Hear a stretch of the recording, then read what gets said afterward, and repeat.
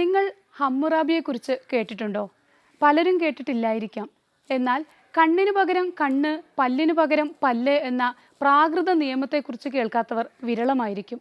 ഹമ്മുറാബിയും അദ്ദേഹത്തിൻ്റെ നിയമസംഹിതയുമാണ് ഇന്ന് ടോക്കിംഗ് ഹിസ്റ്ററിയുടെ വിഷയം. ടോക്കിംഗ് ഹിസ്റ്ററിയുടെ ഏറ്റവും പുതിയ അധ്യായത്തിലേക്ക് എല്ലാവർക്കും സ്വാഗതം.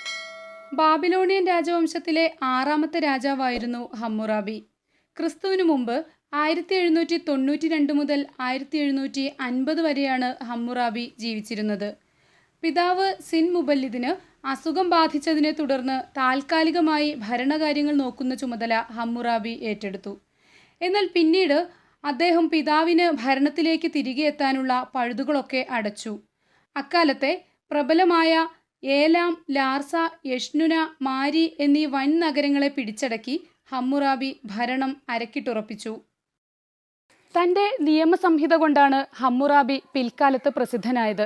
ബാബിലോണിയൻ നിയമദേവതയായ ഷമമിൽ നിന്ന് നേരിട്ട് സിദ്ധിച്ചതാണ് തൻ്റെ നിയമസംഹിതയെന്ന് ആദ്യഘട്ടത്തിൽ അദ്ദേഹം അവകാശപ്പെട്ടു. എന്നാൽ പിന്നീട് താൻ ദൈവമാണെന്നും ആയതിനാൽ കുറ്റമറ്റതാണ് ഈ നിയമസംഹിത എന്നുമാണ് അദ്ദേഹം അവകാശവാദം ഉന്നയിച്ചത്. ചരിത്രത്തിലെ ഏറ്റവും പുരാതനമായ നിയമസംഹിതകളിലൊന്നാണ് ഹമ്മുറാബിയുടേത്.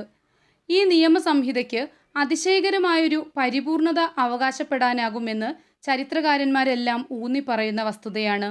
7 അടി 4 ഇഞ്ച് ഉയരമുള്ള ശിലയിൽ രേഖപ്പെടുത്തിയ നിയമാവലിയുടെ ഒരു സമ്പൂർണ്ണ മാതൃക ഇന്നും ലഭ്യമാണ്. പുരാതന ബാബിലോണിയൻ ഭാഷയായ അക്കേദിയൻ്റെ ക്യൂണിഫോം ലിപിയിലാണ്